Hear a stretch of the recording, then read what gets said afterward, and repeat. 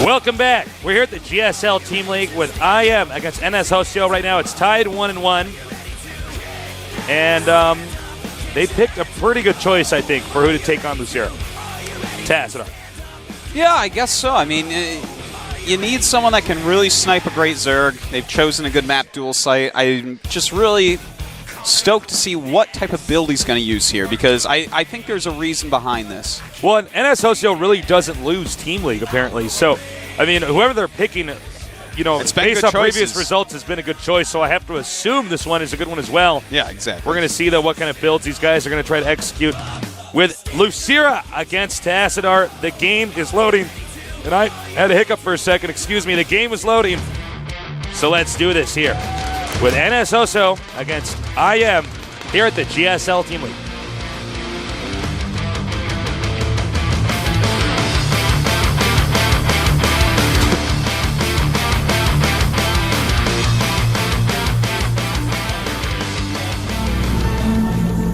Over here in the bottom left.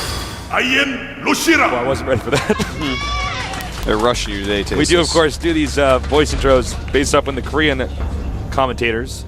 We're going to introduce them, and that must be Lucira. That fan also Might wiggling be. around. Could be Nesty, too, though. Now you can tell by the part in the hair. It's got to be Lucira. In the upper right, we have from the StarCraft 1 single player, NSH Tassadar. Tassadar's back.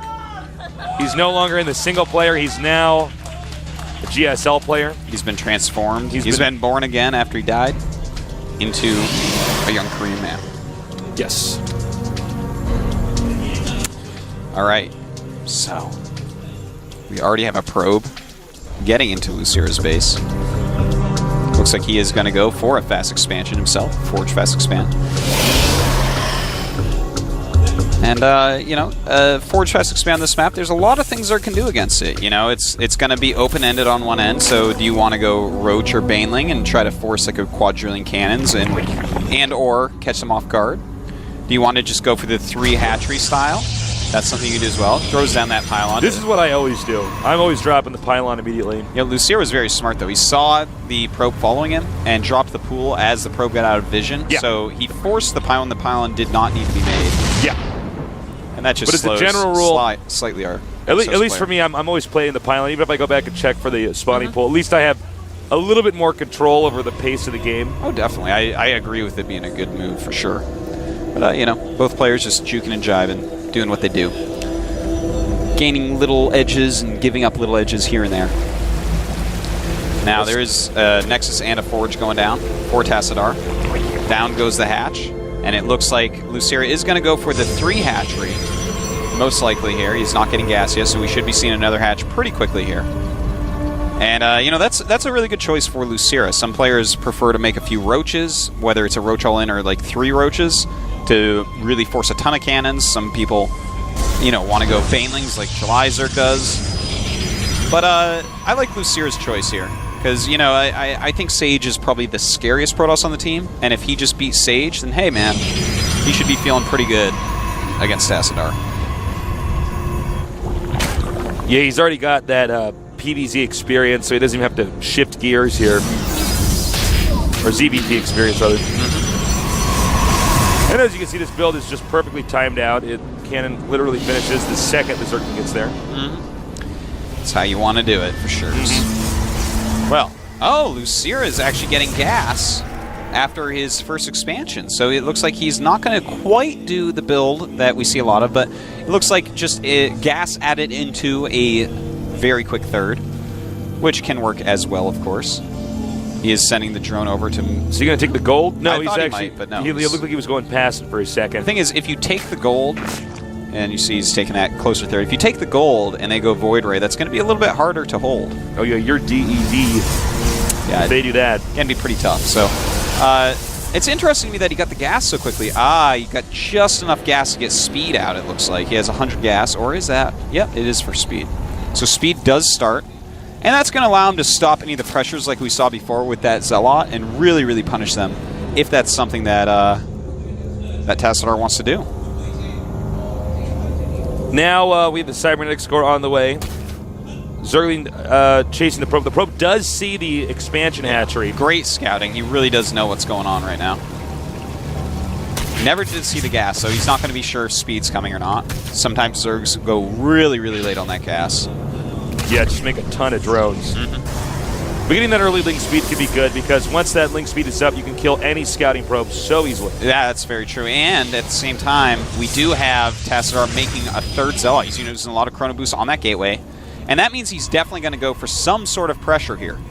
And oh my god, we have a Twilight Council coming up, but no +1 attack. So I'm wondering what he's going to actually do with this. Whether this is going to be a DT build or could be possibly Blink. You know, he might go for DTs straight. I mean, rather Zealots straight into Dark Templars. You know, just because these 3 Zealots that are coming out here are going to be surprisingly quick.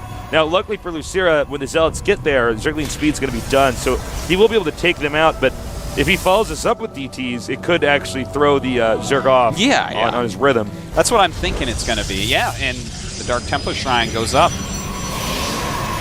All right, so Zealot's starting to harass now, Tasteless.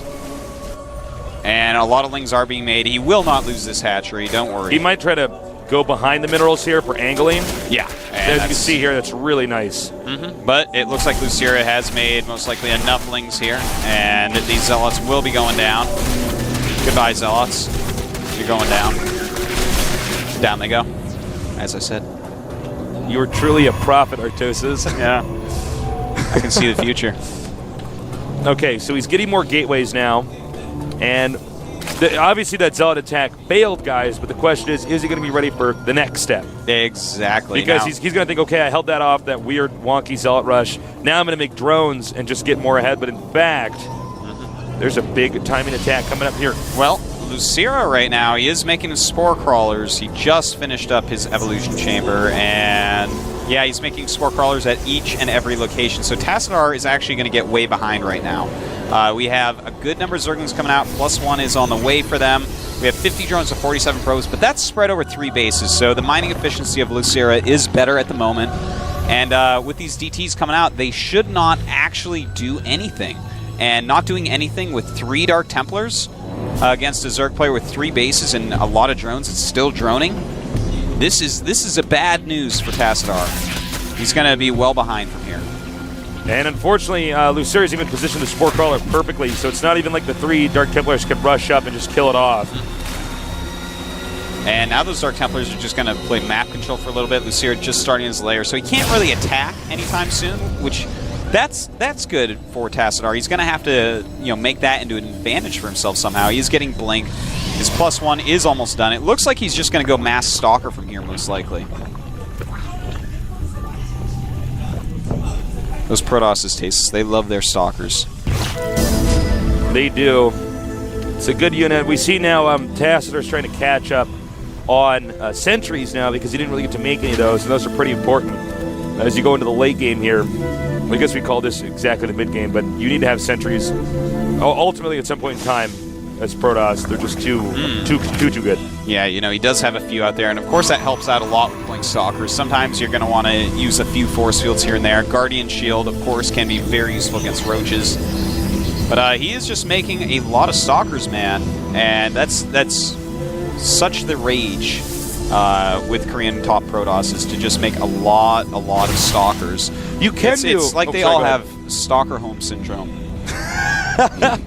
Oh, that was the worst joke I've ever heard, Artosis. Thanks, man. I tried. Sometimes when you just get in a bad position where you're like, well, this might not develop well into the late game, what you can do is do some kind of timing attack. For instance, if he gets in there with the Stalkers and just snipes the Spore Crawler, well then he can use the DTs. Very true. We do have Burrow on the way. A lot of Zerglings are being produced. One Archon here tanking the majority of the damage. And some good force fields going up. Oh, he loses the Guardian Shield. Nice snipe there by Lucira. And he's got to start microing a little bit more here. Tassadar is looking like he might be in a little bit of trouble as these force fields do wear off. More units being warped in, though. He does have that +1 attack, +2. Blink is an option as well. Oh, my God. A drop in the main. Or they ran in there. We didn't get a shot of it, but this is going to be really bad right now for Tassadar, even though he's just not going to have his main. Now Gateway's unpowered. Indeed, and look at this. Some good micro coming in from Tassadar. His Stalkers are all getting a little bit beaten up, but very good blinks. And, oh, man, too many Zerglings coming in. This looks like it is going to be soft. That's going to be GG. Yeah, he's going to have to GG from there, Tasteless. Yeah, he's not going to be able to take a third base. He's with got his 26 probes right now against 70 drones of Lucira. Oh, my God. And GG. GG. Lucira crushing some base. Well, Lucira is really dominating. It seems like I am definitely taking this this round a little bit more seriously. The Tassadar put in, I mean, I don't necessarily disagree or agree with it, but the fact that he tried to just do a forward fast expand into 3 Zealot pressure into DTs, that's risky, man. If you're actually rushing to DT, that can be a risky scenario. After an expand, it really puts you behind if you don't do any damage with it. Well, the other problem with it as well is they basically tried to do the same thing twice. Against Lucira, they had a Protoss do a unique timing attack that was supposed to win the game. And then in the second game, they had a Protoss do a unique timing attack that was supposed to end the game. It wasn't like he was saying, I'm going to invest in the late game, or I'm going to do a crazy all-in, or cheese, or anything like that. So I don't know if that was the best. Lucira already experienced an almost identical type of strategy once with the same raise. Yeah, so. I mean, Lucira obviously knew his timings on everything. You saw 3 Zealots come out, and here's one little tip that a lot of people won't think about. When you see 3 Zealots made really quickly with a forge fast expansion, because you have to afford cannons, you have to afford building a lot of probes, you have to afford trading minerals for gas. So when you see a lot of minerals used on Zealots that quickly, because Zealots aren't actually that useful, that means he's banking gas. He's doing teching. something. So it's either Void Rays or Dark Templars, and Spores counter both those. Yeah. So. Well, let's see if they're going to pick now. Is that Sculpt? I believe you are correct. I'm not sure.